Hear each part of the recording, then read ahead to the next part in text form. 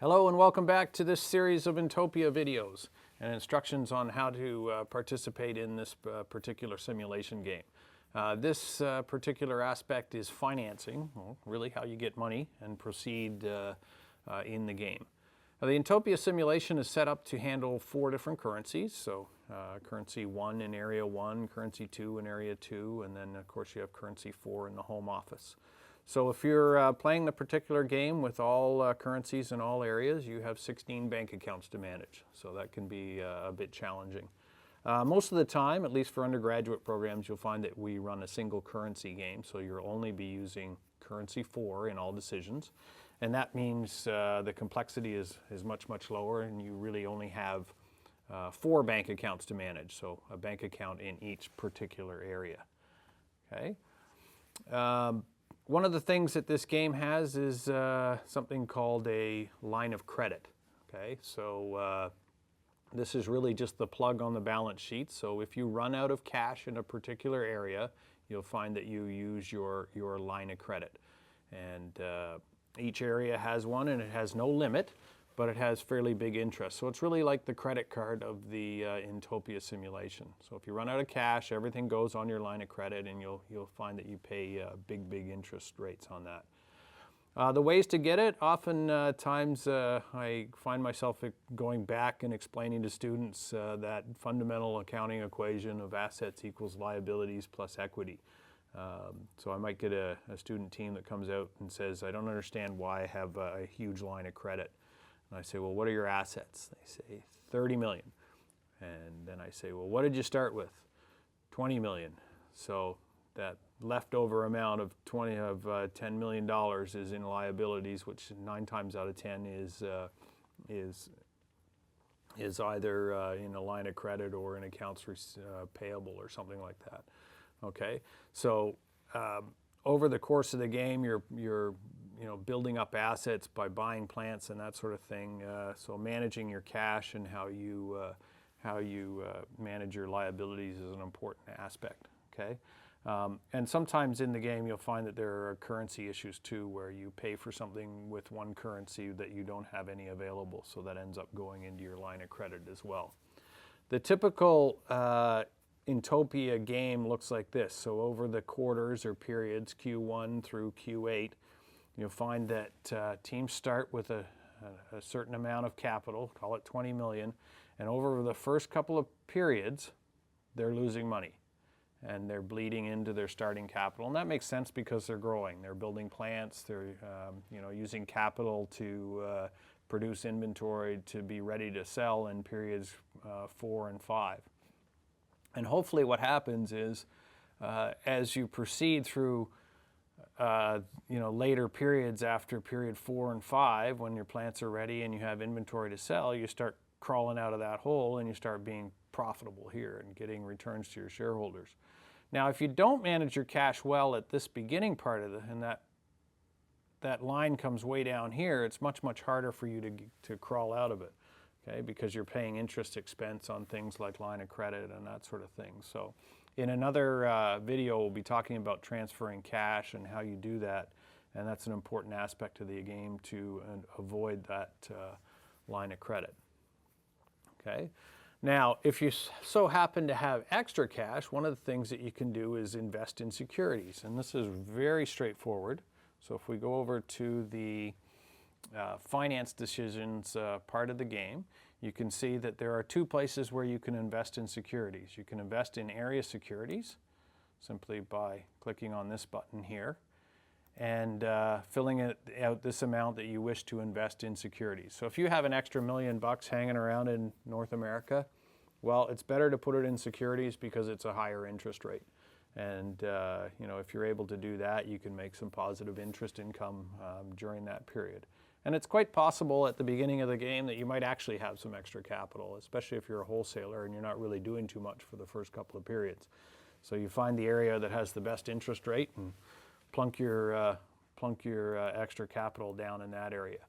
Okay, so you've got that available in all 3 operating areas and in the home office. Okay, now that'll appear on your balance sheet at the when you get your output as securities. Now just remember that those are returned to cash at the beginning of next period. So you've got that available to use in the next period. And, but if you want to put it back into securities, you'll have to make an explicit decision to do that again. Okay. The other side of that is area bank loans. Okay. So let's say you're just out of cash a little bit. Say you're missing $1 million to do some production over the next period. And you need to borrow some money really quickly. So you don't want to go out and take a long-term loan, and you certainly don't want to use your line of credit. So one of the things that you may wish to do is use an area bank loan. Okay, and that's fairly straightforward as well. It's right here. Get an area bank loan.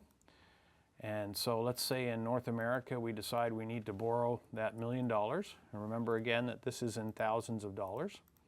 So we'll do that and save it. There we have $1 million that we have borrowed in North America that is available for us to use right away. So we can use that for production or anything.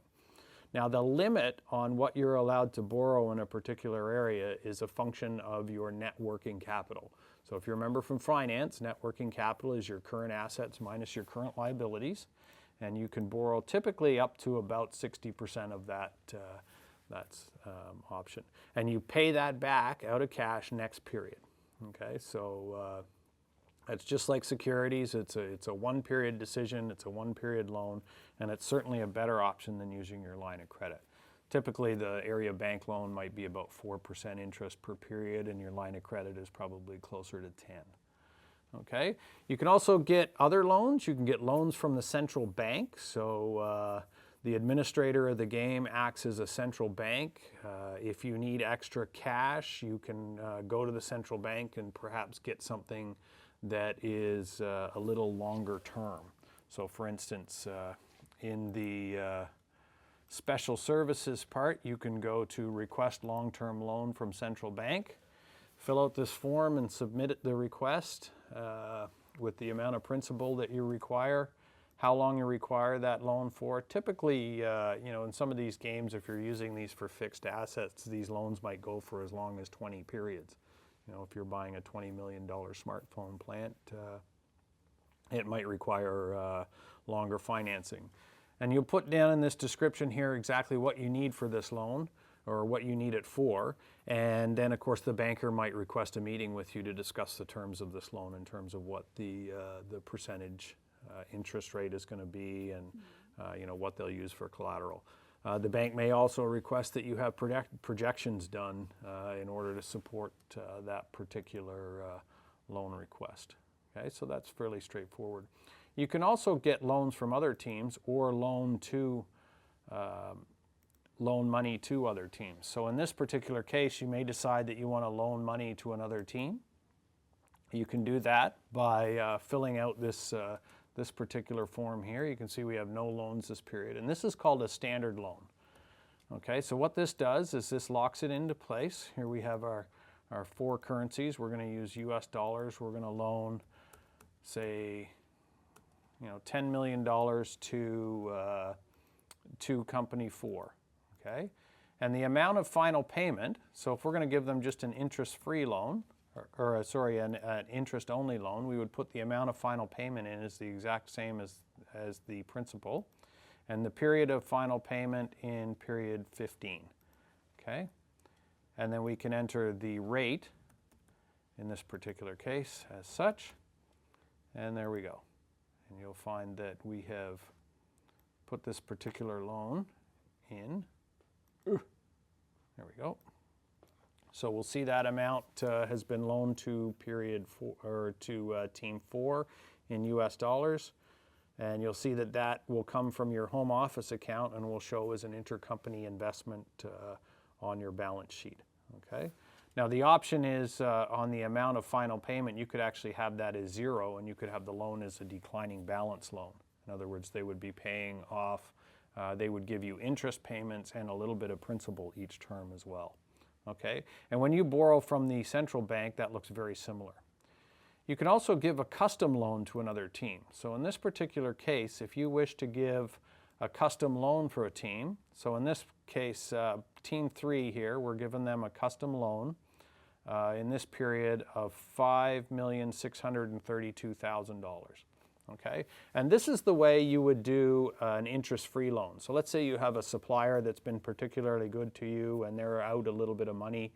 So you float them an interest-free loan for a couple of periods, and then you would collect it back in subsequent periods. So to collect that back, you just go to the collect a custom loan payment from another team, and your output will provide you with a loan number.